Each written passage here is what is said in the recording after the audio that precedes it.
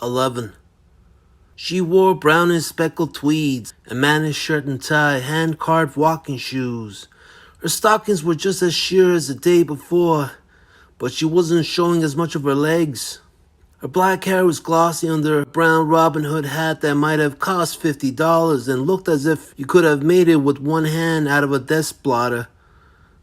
"Well, you do get up," she said, wrinkling her nose at the faded red settee, 2-watt semi-easy chairs, the net curtains that needed laundering, and the boy-sized library table with the venerable magazines on it to give the place a professional touch.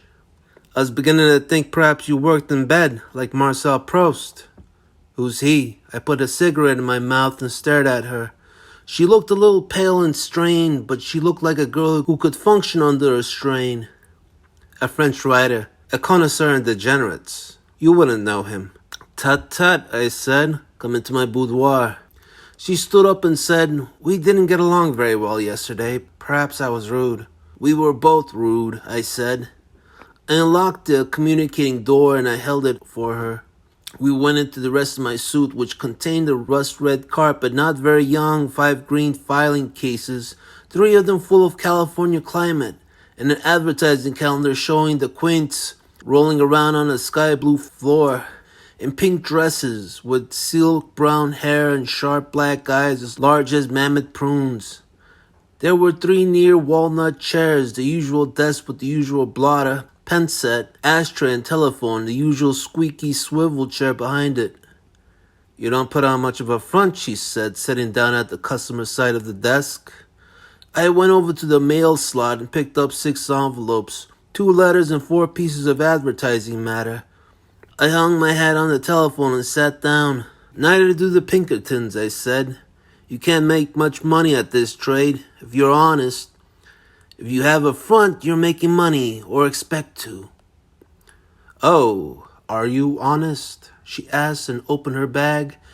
She picked a cigarette out of a French enamel case, lit it with a pocket lighter, dropped case and lighter back into the bag and left the bag open. Painfully. "How did you get into this slimy kind of business then? How did you come to marry a bootlegger?" "My God, let's not start quarreling again.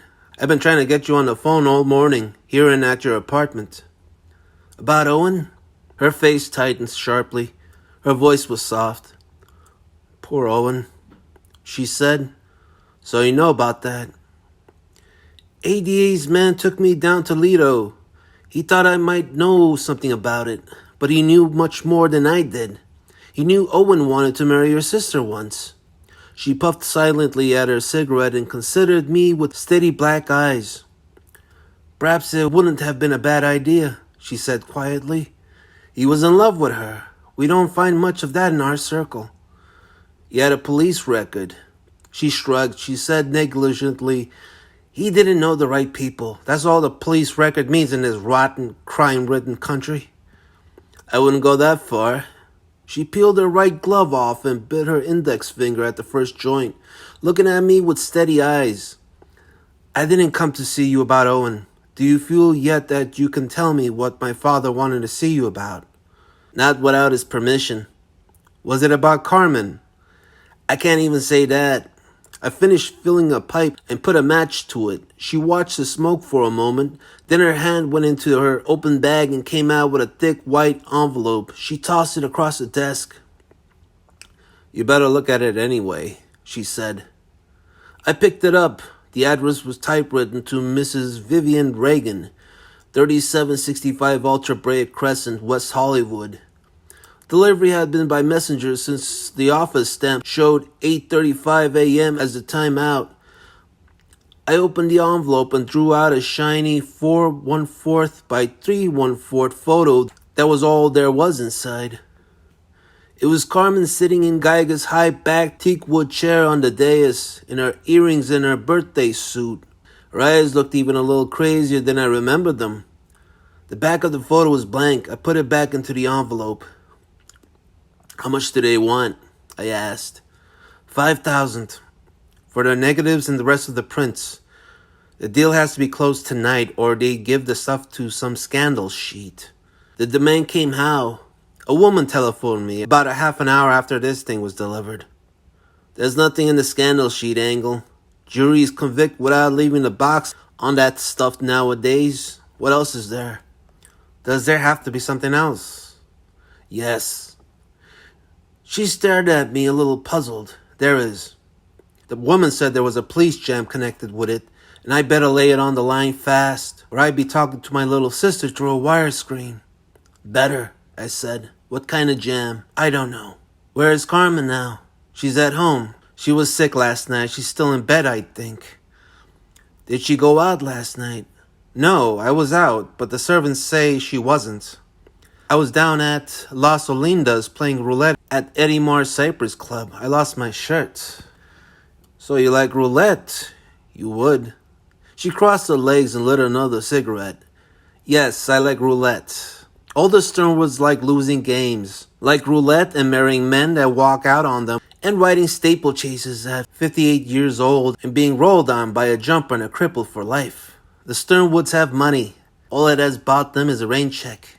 What was Owen doing last night with your car? Nobody knows. He took it without permission. We always let him take a car out on his night off. But last night wasn't his night off. She made a weary mouth. Do you think he knew about this nude photo? How would I be able to say? I don't rule him out. Can you get $5,000 in cash right away? Not unless I tell Dad, or I borrow it. I could probably borrow it from Eddie Mars. He ought to be generous with me, heaven knows. Better try that. You may need it in a hurry. She leaned back and hung her arm over the back of the chair. How about telling the police? It's a good idea, but you won't do it. Won't I? No, you have to protect your father and your sister. You don't know what the police might turn up. It might be something they couldn't sit on, though they usually try in blackmail cases. Can you do anything? I think I can, but I can't tell you why or how. I like you, she said suddenly. You believe in miracles. Would you have a drink in the office? I unlocked my deep drawer and got out my office bottle and 2 pony glasses. I filled them and we drank. She snapped her bag shut and pushed her chair back. I'll get the $5,000, she said. I've been a good customer of Eddie Mars. There's another reason why you should be nice to me, which you may not know. She gave me one of those smiles the lips have forgotten before they reach the eyes. Eddie's blonde wife is the lady Rusty ran away with. I didn't say anything. She stared tightly at me and added, That doesn't interest you. It ought to make it easier to find him if I was looking for him. You don't think he's in this mess, do you? She pushed her empty glass at me. Give me another drink. You're the hardest guy to get anything out of. You don't even move your ears. I filled the little glass. You've got all you wanted out of me. A pretty good idea I'm not looking for your husband. She put the drink down very quickly. It made her gasp or gave her an opportunity to gasp. She let her breath out slowly. Rusty was no crook. If he had been, it wouldn't have been for nickels. He carried $15,000 in bills. He called it his mad money. He had it when I married him, and he had it when he left me. No, Rusty's not in on any cheap blackmail racket. She reached for the envelope and stood up. I'll keep in touch with you, I said.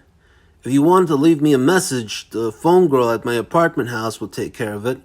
We walked over to the door. Tapping the white envelope against her knuckles, she said, You still feel you can't tell me what Dad? I'd have to see him first. She took the photo out and stood looking at it, just inside the door. She has a beautiful little body, hasn't she? Uh-huh. She leaned a little towards me. You ought to see mine, she said gravely. Can it be arranged? She laughed suddenly and sharply and went halfway through the door, then turned her head to say coolly, You're as cold-blooded a beast as I ever met, Marlowe. Or can I call you Phil? Sure. You can call me Vivian. Thanks, Mrs. Reagan. Oh, go to hell, Marlowe. She went out and didn't look back. I let the door shut and stood with my hand on it, staring at my hand. My face felt a little hot. I went back to the desk and put the whiskey away and rinsed out the 2 pony glasses and put them away. I took my hat off the phone and called the DEA's office and asked for Bernie Oles. He was back at his cubbyhole. Well, I let the old man alone, he said. The butler said he or one of the girls would tell him. This Owen Taylor lived over the garage, and I went through his stuff. Parents at Dubuque, Iowa. I wired the chief of police there to find out what they want done. The Sternwood family will pay for it. Suicide? I asked. No, can't tell. He didn't leave any notes. He had no leave to take the car. Everybody was home last night but Mrs. Reagan. She was down at Las Olindas with a playboy named Larry Cobb. I checked on that. I know a lad on one of the tables. You ought to stop some of that flash gambling, I said.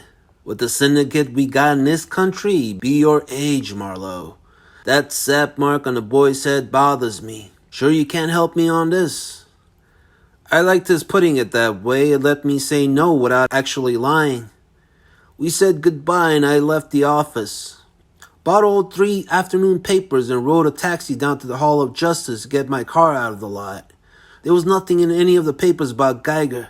I took another look at his blue notebook, but the code was just as stubborn as it had been the night before.